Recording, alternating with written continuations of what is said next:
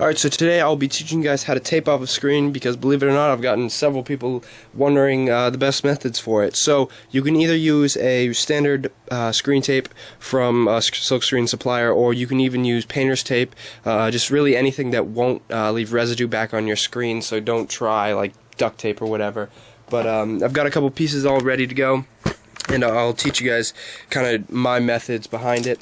So I like to get a piece that does pretty much from corner to corner and maybe a little bit extra. I definitely wouldn't suggest anything less than that.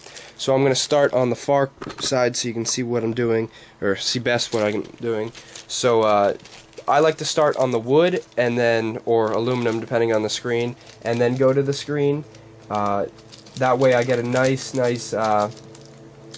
corner in there, and I just press it down. Don't make your corners so tight that if you were to press into them it would rip, because I've had that happen even midway through prints, just doing something and it ends up ripping it, and then you got exposed screen where you don't want it. So we'll go down to the bottom, and really just I like to pinch it, make a nice little V, put it about halfway down the wood, and then run it down to the screen. And this provides a nice corner, as well as good even disbursement. I don't even know if that's a word, but good even amount on both the screen and the wood. It doesn't need to be perfect. As you can see, I've got some rivets and air bubbles in there, but I then will go around and add a second layer to whatever I need. And I've also got some areas on my screen I don't want to print on, whether you burn multiple images or you have a mess up spot like I do. You can just tape right over those, making sure that you're not going to be pulling on that ink spot too much. Obviously you want to orient your screen to area or a direction that benefits that. Yeah, and I mean, I've even masked off half of screens at times. I don't use tape on all of it. You may maybe tape some of it off with newspaper, and tape the corners down or whatever, as if it's a big area and you don't want to waste the tape.